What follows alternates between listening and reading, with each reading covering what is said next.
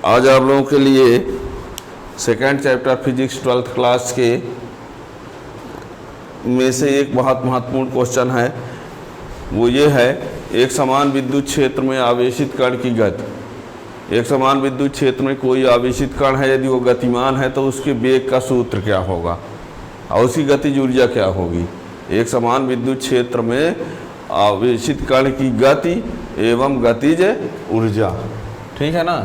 एक समान विद्युत क्षेत्र में आवेशित कण की गति एवं गतिज ऊर्जा। गति का मतलब वेग लाना है। गति का अलग से कोई सूत्र नहीं होता कि ये गति का सूत्र है, वेग का सूत्र आज निकलेगा, ठीक है ना।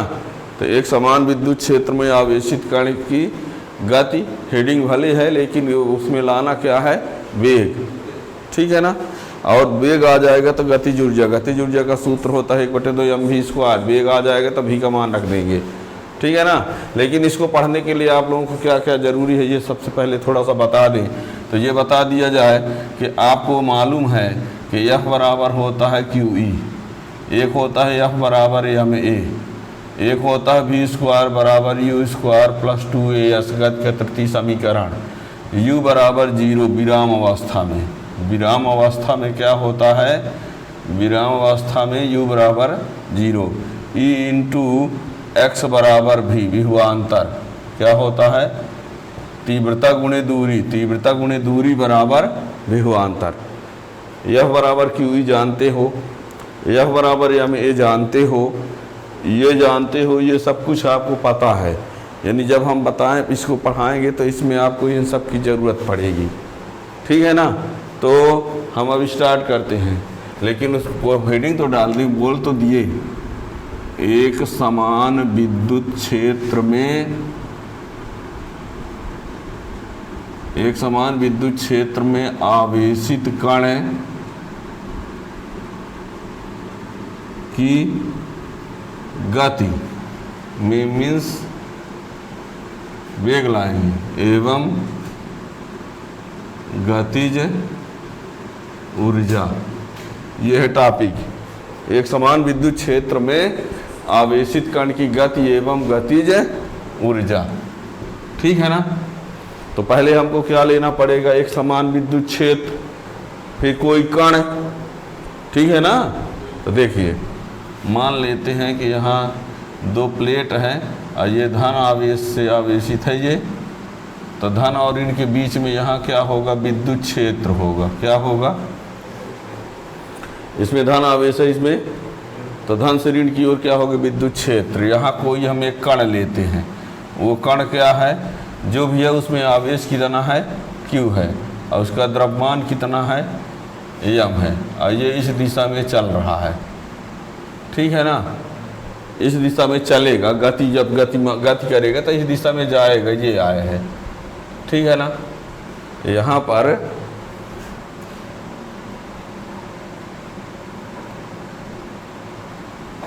ये उस दिशा में गतिमान आया होगा, जब बल लगेगा तो ये आए। इसमें क्या किया हमने, एक आवेशित कण है जिसको आवेश कितना है, Q है। एक आवेशित कण है जिसमें आवेश क्या है, Q है, ठीक है ना। एक आवेशित कण है जिसमें आवेश क्या है, Q है, और वो एक समान विद्युत क्षेत्र में है। तो जब वो एक समान विद्युत क्षेत्र में है तो विद्युत क्षेत्र के कारण उस कण पर एक बल लगेगा। एक समान विद्युत क्षेत्र में यदि है वो आवेशित कण, तो उसमें विद्युत क्षेत्र के कारण एक, और जो बल लगेगा वो बल होगा QE। क्या होगा वो बल। अब हुआ क्या, जब कण पर बल लगेगा तो यदि किसी पर बल लग रहा है तो वो स्थिर नहीं रहेगा। यदि उसमें बल लग रहा है तो वो क्या होगा, गतिमान होगा। अब गतिमान होगा तो बल लग रहा है तो उसमें त्वरण उत्पन्न होगा। तो जब त्वरण उत्पन्न होगा तो त्वरण के आधार पर बल की बात करें तो F बराबर MA हो जाएगा। त्वरण के कारण जो बल होगा वो क्या होगा, MA। तो एक F बराबर QE हुआ, एक F बराबर MA हुआ, दोनों को बराबर कर दें तो MA बराबर QE आ जाएगा। MA बराबर तो A का मान मिल जाएगा, ठीक है ना। अब देखिए, यहाँ पर A का मान मिल गया। क्या क्या कहा हमने, 60 में देख लो, फिर लिख के दिखाएंगे। हमने ये कहा कि F बराबर क्यू ई होगा और ये कहा कि F बराबर एम ए होगा, तो दोनों को बराबर कर देंगे तो एम ए बराबर क्यू ई होगा, तो ए बराबर हो जाएगा क्यू ई अपान एम। यहाँ तक पहुँच गए। अब जो कण है जब वो गतिमान हो, गति करेगा तो विराम अवस्था से चलना प्रारंभ करे। कहाँ से? विराम अवस्था का मतलब होता है u बराबर 0। x दूरी तय करने के बाद उसका अंतिम वेग क्या हो गया? v। तो v स्क्वायर बराबर u स्क्वायर प्लस 2as, नियम समीकरण लगाएंगे तो v स्क्वायर बराबर 2ax, ये 2ax हुआ v स्क्वायर बराबर। अब a का यहाँ मान रखे दे रहे हैं तो v स्क्वायर बराबर 2qex अपान m, और ex की जगह क्या लिख दिया जाए तो v स्क्वायर बराबर 2qv अपान m। ये भी क्या है? वेग है। ये भी क्या है? देख लो अच्छे से फिर से, ना दिखता रहा हो तो। तृतीय समीकरण विराम से u0 2ax, a का मान ex अपान ex को भी लिख दिया 2qv अपान m। ये भी वेग है, ये भी विभवांतर है। अब बताओ तो v का मान निकालोगे तो क्या हो जाएगा? 2qv अपान m। तो आवेशित कण के वेग का ये सूत्र हुआ, इसी को गति का सूत्र समझो, जो भी समझो, ठीक है ना। तो ये अब जब वेग आ गया तो गतिज ऊर्जा निकालना होगा, तो गतिज ऊर्जा बराबर होता है 1/2 mv स्क्वायर। तो v का ये वाला मान रख देंगे तो आ जाएगा गतिज ऊर्जा का सूत्र, ठीक है। तो अब देखिए लिखना कैसे है, लिखेंगे कैसे? देखिए, मान लिया कोई आवेशित कण जिस पर आवेश Q है, वह विद्युत क्षेत्र E में स्थित है, तो उस पर लगने वाला बल F बराबर QE। इस बल के कारण कण त्वरित होगा। बल लगेगा तो कण त्वरित होगा, तो गति के द्वितीय समीकरण से, द्वितीय नियम से यह बराबर ma, समीकरण 1 व 2 से ma बराबर हो जाएगा QE, तो a बराबर हो जाएगा QE अपान m, ठीक है। अब जब त्वरित होने लगा मतलब गतिमान होने लगा, फिर लिखते हैं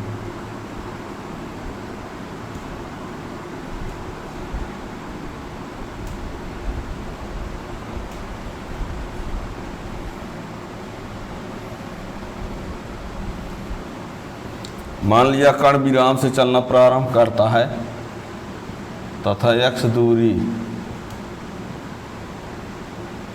तय करने के बाद उसका वेग भी हो जाता है।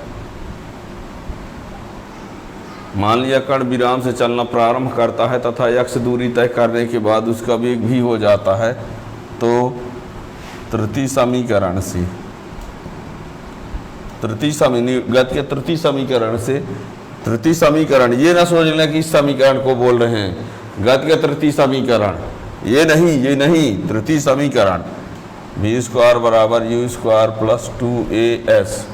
अब विराम से चलना प्रारंभ करता है का अर्थ होता है u बराबर, यदि विराम से चलना प्रारंभ करता है इसका मीन्स u बराबर 0 होता है, तो v स्क्वायर बराबर 0 प्लस 2as, v स्क्वायर बराबर 2a, यस की जगह x लिख दीजिए।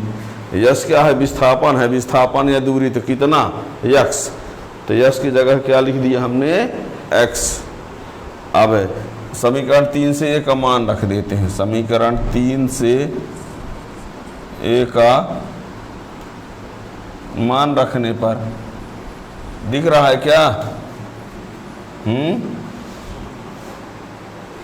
ए का मान रख देते हैं, v स्क्वायर बराबर 2q(E)x अपान m।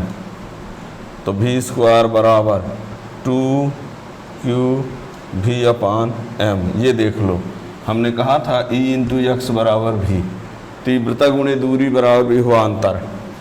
तो v बराबर ये हो जाएगा 2q(v) अपान m। ठीक है, यही आवेशित की गति का सूत्र है। इसी को इलेक्ट्रॉन के लिए लिखेंगे, इलेक्ट्रॉन के लिए तो v बराबर यही हो जाएगा 2eV अपान m। इलेक्ट्रॉन के लिए लिखेंगे तो ये इलेक्ट्रॉन के आवेश को Q न लिख करके E लिख दिया गया है। ठीक है ना। तो ये वेग का सूत्र है। गतिज ऊर्जा भी चाहिए, थोड़ा सा और लिखते हैं।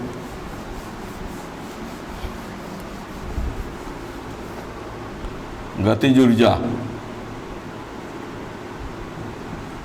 यदि आवेशित कण का द्रव्यमान m है तो गतिज ऊर्जा के बराबर 1/2 mv²।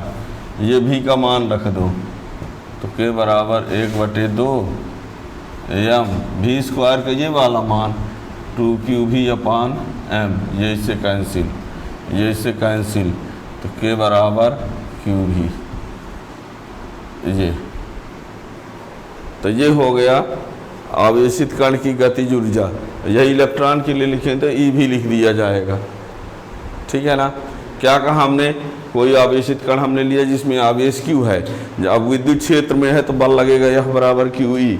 अगर त्वरित होगा तो यह बराबर यह में, दोनों को बराबर कर दिया, ए का मान आ गया। फिर हम मान कर चले कि विराम से चलता है तो u बराबर 0, तृतीय समीकरण लगाए, ए का मान रख दिए, E इंटू एक्स से v बन गया, v विभवांतर है। ध्यान देना ये भी वेग है, ये भी विभवांतर है, एक जैसे मत समझ के काट लेना। उधर पीछे वाले बच्चे कह देंगे सर ये स्क्वायर से v कैंसिल ना हो जाएगा, अरे ये भी तो विभवांतर है, ये भी वेग है। फिर कोई बोलता होगा, कहेगा सर ये छोटा सा भी है तो स्क्वायर करके बड़े भी के बराबर तो ले ही सकते हैं। ऐसा नहीं है, यहाँ खुला नहीं है कि 100 के बदले 250। ठीक है, ये स्मॉल भी वेग है और ये कैपिटल भी विभवांतर है, तो ये नहीं कैंसिल होगा। ठीक है ना। आगे तो अब ये सेकंड चैप्टर का ये विद्युत क्षेत्र की विभवांतर में संबंध के बाद के ये टॉपिक, ये अभी इसमें इलेक्ट्रॉन वोल्ट पढ़ेंगे, फिर आ जाएगा धारिता। ठीक है ना। इससे भी क्वेश्चन बनते हैं। जब तक आप लोग आगे फिजिक्स पढ़ते रहोगे तो ये इस फार्मूला का यूज बीच बीच में होता ही रहेगा।